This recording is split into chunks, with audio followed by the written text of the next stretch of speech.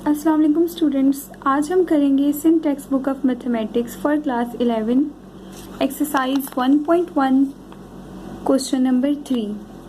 जो remaining parts हमारे पास question number 3 के रह गए थे, जैसे कि हमने लास्ट वीडियो में जो है अपने पार्ट कंप्लीट किए थे क्वेश्चन नंबर 3 के पार्ट 1 से लेकर पार्ट 5 तक। तो आज हमने पार्ट 6, पार्ट 7 और पार्ट 8 कंप्लीट करना है। तो स्टार्ट करते हैं।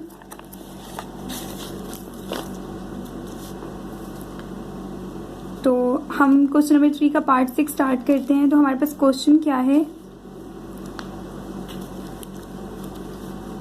पार्ट 6 है हमारे पास 4 + 5 आयोटा मल्टीप्लाई बाय 6 + 7 आयोटा। चलें, यहाँ पे हमारे पास अब इस पार्ट में हमने क्या करना है, जैसे इसको सिंप्लीफाई करना है, क्योंकि क्वेश्चन क्या था हमारे पास, क्वेश्चन ये है कि सिंप्लीफाई करना होता है। हमने इनको जहाँ पे फार्मूला लग रहा होता है वहाँ फार्मूला लगाना होता है, और जहाँ पे आपके पास जस्ट सिंप्लीफाई आयोटा मौजूद हो वहाँ पे आपने इसको, अब जैसे यहाँ पे देखें आयोटा मौजूद है और दो ब्रैकेट्स आपस में क्या हो रही हैं, यहाँ तो ब्रैकेट्स लगी हुई हैं, इसका मतलब ये आपस में मल्टीप्लाई हो रही हैं। तो हमने क्या करना है, यहाँ पे इनको सिंपली मल्टीप्लाई करना है। जैसे हम मल्टीप्लाई करते हैं, पहले 4 को 6 से मल्टीप्लाई करेंगे और फिर 4 को 7 आयोटा से, देन 5 आयोटा को 6 से मल्टीप्लाई करेंगे और 5 आयोटा को 7 आयोटा से। तो अब मल्टीप्लाई स्टार्ट करते हैं। यहाँ पे हम सॉल्यूशन लिखेंगे, उसके बाद एक बार क्वेश्चन को वापस राइट करेंगे। तो ये हमने एक बार क्वेश्चन लिख लिया। अब हम इसको सिंप्लीफाई करना स्टार्ट करेंगे। पहले हम 4 को 6 से मल्टीप्लाई करेंगे, तो 4 मल्टीप्लाई बाय 6, फिर हम 4 को मल्टीप्लाई करेंगे 7 आयोटा से, प्लस 4 मल्टीप्लाई बाय 7 आयोटा, फिर हम 5 को मल्टीप्लाई करें, 5 आयोटा को मल्टीप्लाई करेंगे 6 से, 5 आयोटा मल्टीप्लाई बाय 6, और फिर हमने 5 आयोटा को मल्टीप्लाई करवाना है 7 आयोटा से। ये हमने सिंपल इनको जो है मल्टीप्लाई करवा दिया, जैसे हम मैथ में मल्टीप्लाई करवाते हैं दो ब्रैकेट्स को। अगर a + b हो, मल्टीप्लाई हो रहा हो c + d से, तो पहले a को जो है इन दोनों से मल्टीप्लाई करवाएंगे, फिर b को। सिमिलरली यहाँ पे दो ब्रैकेट्स थी तो हमने उनको मल्टीप्लाई करवाया। अब आपके पास यहाँ पे 4 × 6 क्या होगा 24, और आपके पास यहाँ पे 4 × 7 28, और साथ में हमारे पास आयोटा आ जाएगा। 5 × 6 30 और आयोटा, अब यहाँ देखिए 5 × 7 35, और आयोटा यानी आयोटा का स्क्वायर 35 आयोटा स्क्वायर। ठीक है, उसके बाद हमें पता है कि हमारे पास यहाँ पे एक फार्मूला होता है कि आयोटा स्क्वायर जो है वो इक्वल होता है किसके, -1 के। ठीक है, आयोटा स्क्वायर -1 के इक्वल होता है। अब यहाँ पे आयोटा स्क्वायर की जगह हम -1 पुट करेंगे, तो ये जो 35 पॉजिटिव है ये किसका हो जाएगा, नेगेटिव का हो जाएगा। यहाँ पे किस तरह होगा, 24 + 28 आयोटा + 30 आयोटा। अब यहाँ पे मैं 35 को नेगेटिव में लिखूंगी, -35 लिखूंगी, क्योंकि यहाँ पे -1 आ जाएगा। 35 जब -1 से मल्टीप्लाई होगा तो यहाँ पे -35 आ जाएगा। उसके बाद हम जो रियल पार्ट है उनको साथ लिख लेंगे और जो इमेजिनरी पार्ट है उनको साथ लिख लेंगे। 24 - 35 + 28 आयोटा + 30 आयोटा, एंड देन हम इनको सिंप्लीफाई करेंगे। सिंपल 24 - 35 आपके पास क्या होगा, यहाँ पे 11 होगा, लेकिन साइन माइनस का आएगा क्योंकि यहाँ पे बिगर नंबर के साथ माइनस साइन है। उसके बाद 28 + 30 आयोटा आपके पास कितना होगा, 58 आयोटा। तो मजीद हम देखेंगे कि ये सिंप्लीफाई नहीं हो सकता, तो आपके पास इस क्वेश्चन का यही आंसर हो जाएगा।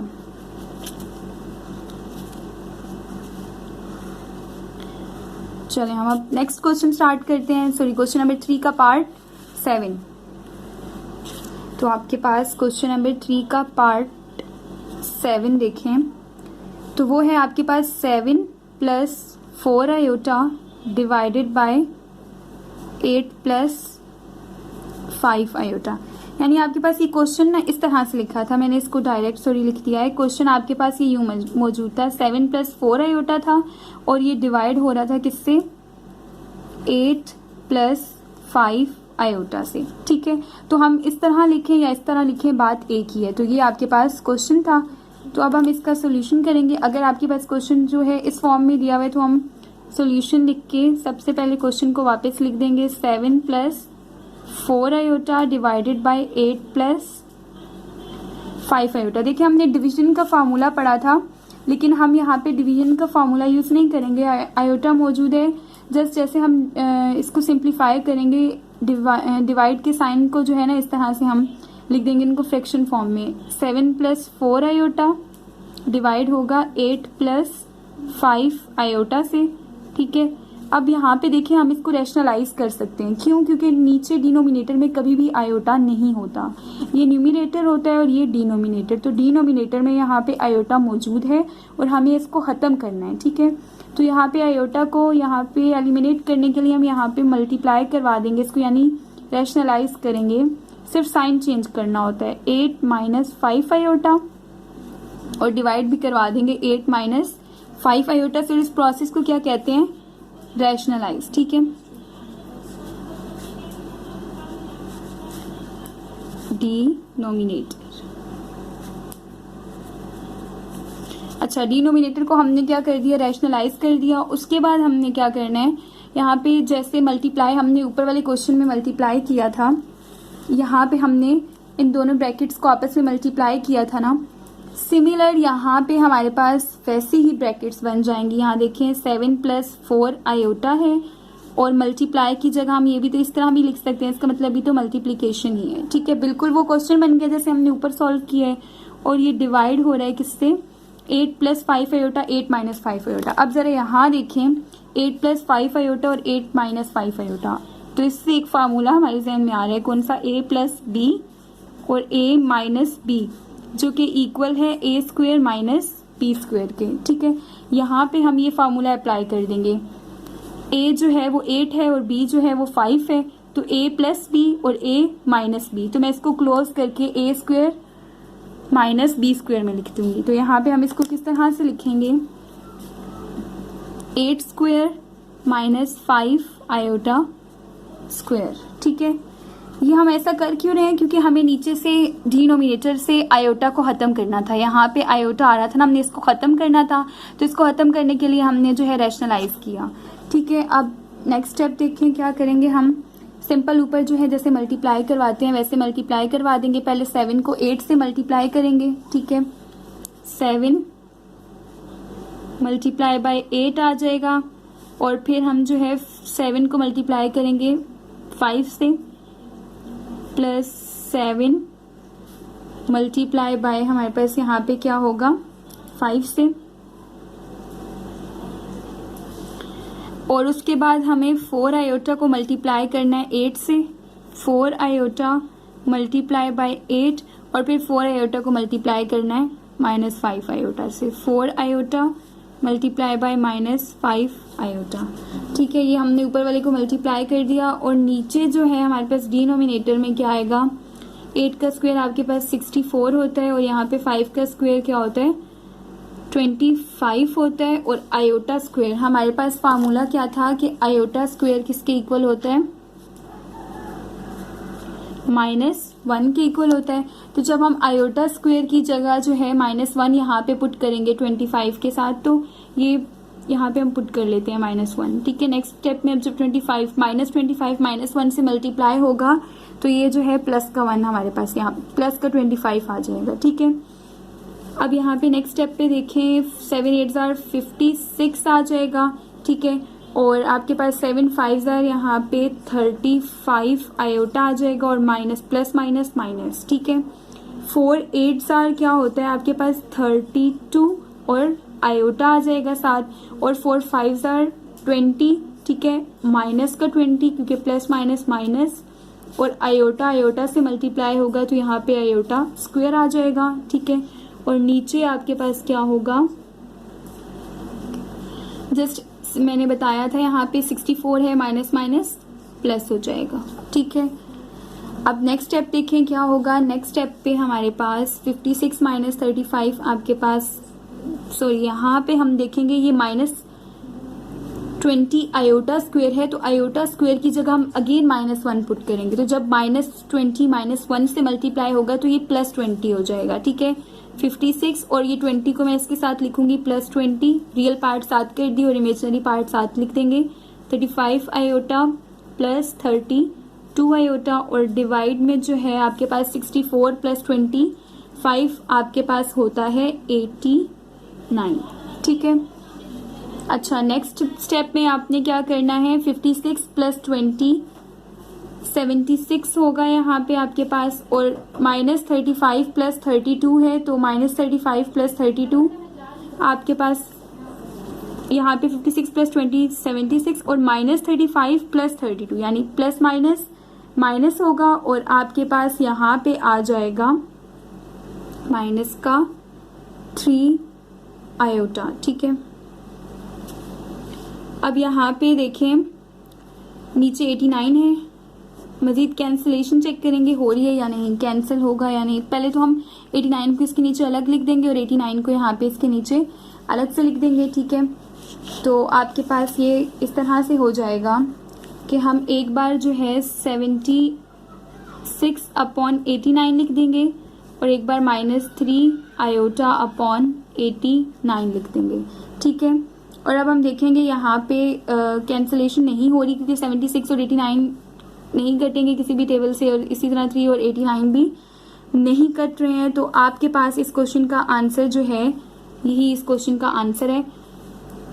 तो 7, और आप इसको इस फॉर्म में भी लिख सकते हैं, ठीक है। 70 अगर ऑर्डर फॉर्म में आंसर रिक्वायर्ड है तो आप 89 और साथ में आप जब आयोटा हट जाएगा तो फिर ऑर्डर फॉर्म में ही हो जाएगा 89, ठीक है। ये आपके पास ऑर्डर फॉर्म में या तो आप और करके, ठीक है, और करके यहाँ लिख सकते हैं। इस तरह से भी आंसर लिख सकते हैं 76/89 × 3/3 आयोटा अपॉन 89, ठीक है। और ये माइनस हो रहा था तो यहाँ पे भी आपके पास माइनस साइन आएगा, ठीक है। आप यहाँ तक भी आंसर कर सकते हैं, ठीक है। और ये भी आपके पास और करके आप इसको भी आंसर लिख सकते हैं। वैसे तो आपकी बुक पे एंड पे आई थिंक सो ये आंसर होगा इसका, क्योंकि आपके पास क्वेश्चन जिस फॉर्म में दिया होगा आपको आंसर उसी फॉर्म में देना है। आयोटा था क्वेश्चन में तो आंसर में भी आपको आयोटा जो है होना चाहिए, रिक्वायर्ड होगा, ठीक है। तो यहाँ तक आपका इस क्वेश्चन का आंसर होगा।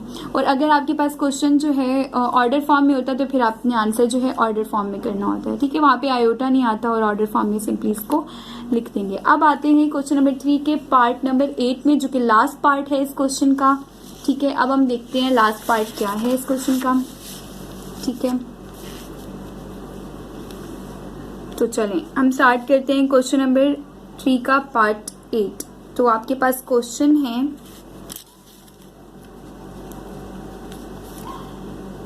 सिंपली 5 - 6, ठीक है।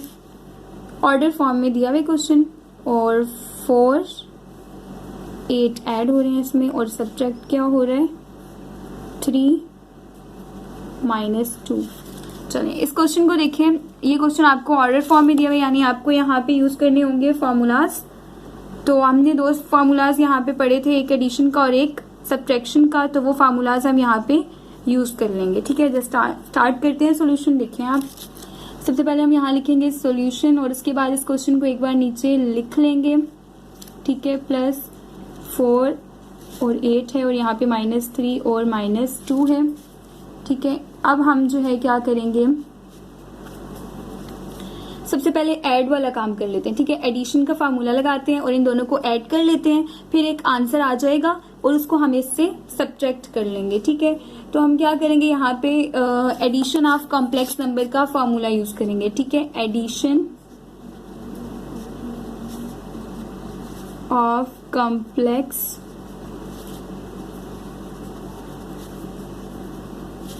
ठीक है। इसका फार्मूला देखते हैं, हमारे पास फार्मूला क्या है एडिशन ऑफ कॉम्प्लेक्स नंबर का। यहाँ पे इसका फार्मूला लिखते हैं, ठीक है। फार्मूला ये था हमारे पास कि अगर जो है दो जो है आपके पास नंबर्स ऐड हो रहे हैं सी और डी, ए बी और सी डी हैं, इनका एडिशन का फार्मूला यहाँ पे आपके पास इस तरह से होगा कि रियल को रियल में ऐड करना है और इमेजिनरी पार्ट को इमेजिनरी पार्ट में ऐड करना है। ए प्लस सी, ठीक है, रियल रियल में ऐड हो गया और यहाँ पे बी प्लस डी हो जाएगा, ठीक है। सिंपल सा फार्मूला है एडिशन का, ए प्लस सी और बी प्लस डी। अब यहाँ पे आप जो है वैल्यूज पुट कर देंगे, ए बी सी डी। हमारे पास 5 माइनस 6 4 और 8 हैं। 5 माइनस 6 प्लस 4 और 8। ठीक है, इसको हम नहीं लिखते, माइनस का जो है इसका एक आंसर आ जाएगा, फिर हम माइनस कर लेंगे। ठीक है, यहाँ पे हम अप्लाई करते हैं फॉर्मूला। तो किस तरह से होगा, a प्लस सी। आप तो यहाँ से भी देख सकते हैं, a जो है वो 5 है प्लस c जो है आपके पास क्या है 4 है, और यहाँ पे b आपके पास क्या है -6 है प्लस d क्या है 8 है। ठीक है, और यहाँ पे इसका आपके पास आंसर आ जाएगा 9। ठीक है, 5 प्लस 4 9 और -6 प्लस 8 जो है आपके पास 2 हो जाएगा। ठीक है, ये आपके पास इन दोनों को ऐड करने का आंसर आ गया। 9 माइनस 2 जो है वो इन दोनों को जब ऐड किया है तो उसका आंसर आ गया। अब जो है इस आंसर को इसमें से सब्ट्रैक्ट करना है। ठीक है, अब हम क्या करेंगे, नाउ हम यहाँ पे 9 और 2 को सब्ट्रैक्ट करवा देंगे 3 और -2 से। ठीक है, ये वाला 3 और -2 और ये -9 और ये 9 और 2। ठीक है, क्योंकि ये क्वेश्चन में आपके पास क्या हो रहा था, सब्ट्रैक्ट हो रहा था। ओके, अब देखते हैं यहाँ पे सब्ट्रैक्शन का दोबारा से फार्मूला लगेगा। ठीक है, सब्ट्रैक्शन का फार्मूला क्या होता है आपके पास, सब्ट्रैक्शन ऑफ कॉम्प्लेक्स नंबर।